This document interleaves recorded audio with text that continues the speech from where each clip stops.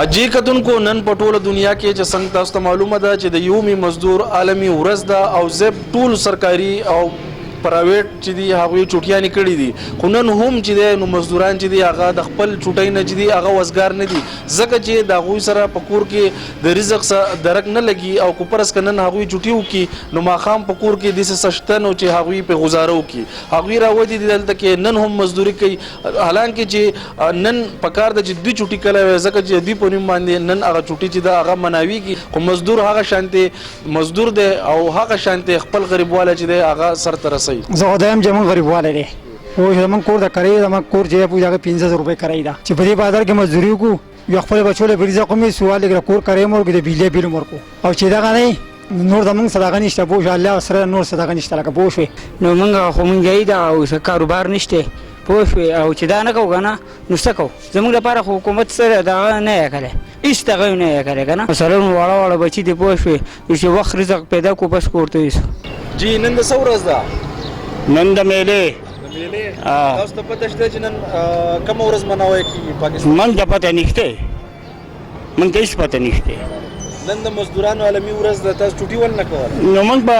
چوټي کړې وه خو زموږ سره څه دي هر څه ګران دي په هغه څه خو غواړي که نه به څه چوټي وکړو حکومت ته موږ له پیسې راکړي موږ بالکل بند نشته کېږي نو سر ورکوي موږ دا شی وړو په دې شي کې د موږ څه ګزاره هم نه کېږي نو څه وایې نن چې دی نو نن به څومره مزدوري تاسو کړې نن موږ لا 200 روپۍ نه دي ګټلې او 1000 روپۍ لګي کم ځای نه بیا پیدا کړې چوټي وکړو څه نه ده نو دا شی چې بند دي زموږ کره کوټۍ بند دي چې دا نه کي بیا کوټۍ نه شپږ سوه روپۍ کرایه دا دیاړي دا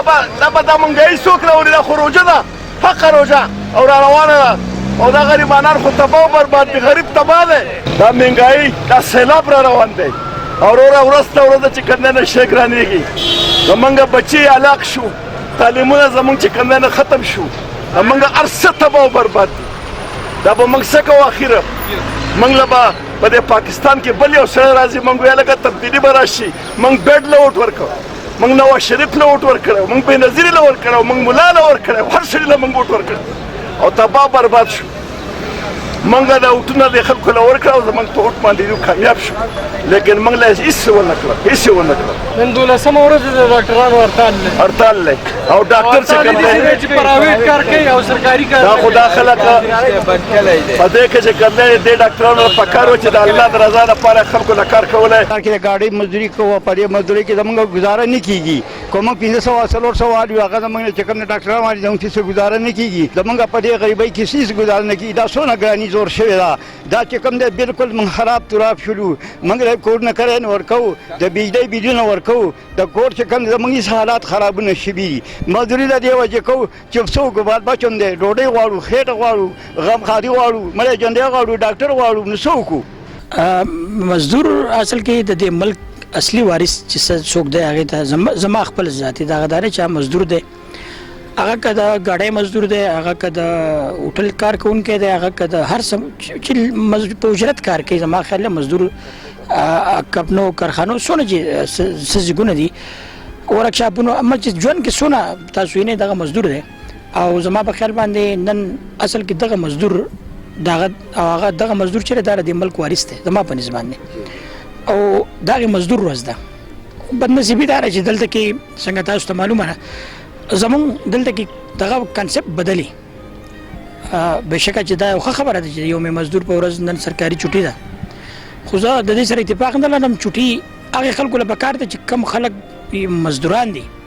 یوم مزدور چې کم څه ته وایي چې هغه ګاډۍ چلوي هغه خپل ماشومان له ماښام له ډېر په مشکله سره دغه پیدا کوي د ډوډۍ پیدا کوي نو موږ ټولو خلکو له سره د حکومت میلاوېدل پکار دي دغه خلک نن خوشحالول پکار دي هغوی ته نن سکون ورکول پکار دي د هغو نننۍ ورځې خرچه چې ده په خپله خوشحالۍ باندې برداشت کول پکار دي چې هغه نن په ارام وکړي ځکه چې دا طبقه چې ده هم د دې طبقې په کوششونو سره زموږ ملک چلیږي زموږ ملک هم د دې طبقې په ټیکسونو باندې هم د دې طبقې په سختو تېرولو باندې نن الحمدلله اټمي ملک دی یو مضبوط ملک دی د ټولې دنیا دپاره یو مثال دی د دې ټوټل انحصار په دې مزدور طبقه باندې اصل کې مزدور د په دنیا کې چې څومره ترقي شوې ده که موږ د سټون ایج نه راولو او په نسني په دې 22 صدۍ کې چې موږ کوم صحیح نه اینو نو د دې پانیر او د دې پاونډر او د دې بانی چې دی هغه مزدور دی که هغه موږ د انفراسټرکچر په حواله راولو بلډینګز نه راواخلو که هغه موږ د الکترونیک سامان راواخلو که هغه موږ د کیتی باډي نه راواخلو چې څه قسمه هم ته ګورې نو د دې ژوند کې چې څومره سهولتونه دي دا صرف د دغه محنت کش او د مزدور بدولت دي نو سمپل دا چې موږ چې څه نن اغوندو څه خورو څه څکو څه ګرځو څه اورو په کومه باندې چې موږ سهولتونه د ژوند دي د دې ټول هغه شاته کردار چې دی بیکبون چې دی مزدور دی